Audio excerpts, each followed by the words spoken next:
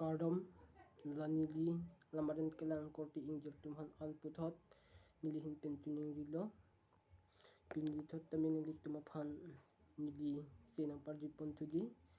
nili senang kaparjipon ilake loon senang parjipon tulipo alun namen nake rijadi padon si nili tumpan parjupo dasi tu kavitame kelang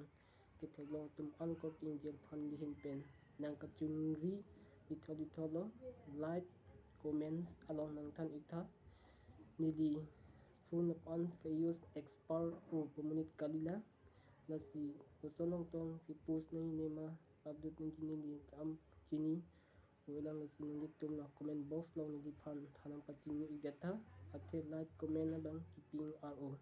viewers bang ke subsodolo viewers bang ke 100 above ma 200 above an dugdolo nasi la like comment na bang abi pin nasi la like comment ngi pi fansi nili pu thot ngi tum han chuning ri padik cream lo nasi namake adun mate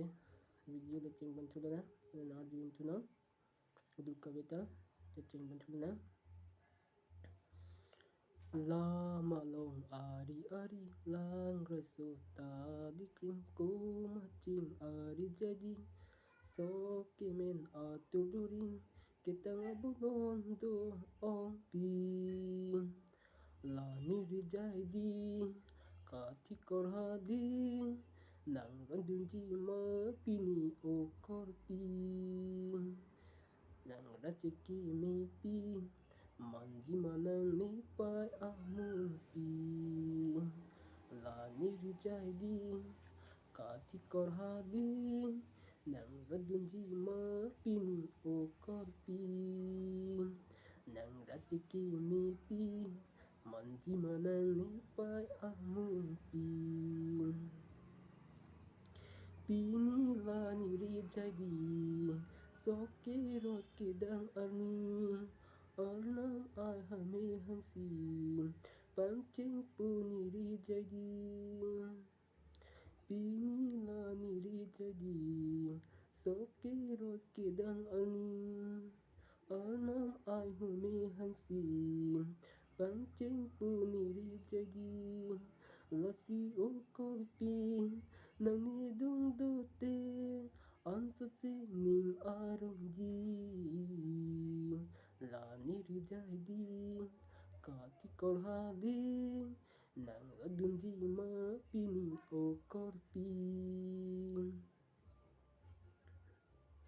riso nim soche lang ti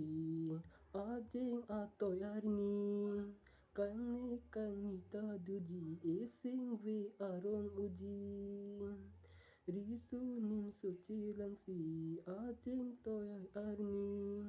kang ni ta duji esing ve arong uji lasi o korpi nangi dung dote ansa se ning arong ji la niri jadi kati korhadi nang adunji ma pini o korpi nang rajeki mi pi manji manang ni pai amun pi. Thank you la antinili nang tum han di sinang paripon chatpo next angkung dalam arusang kung mangken di pajujedo di last pensang kung sing tumikolo lasi du kavit melanili lamarjan kelang tumhan an chunirilo nasi lang chatira like comment bang feedback no lang tinil tame sin tumhan paripon di fan boli pontipo tapen juni ma comments block long nang thampa chini ignon lan sin tumhan chuni ring tungkolong kaduk kawe kelang korting jerho antami do me tag me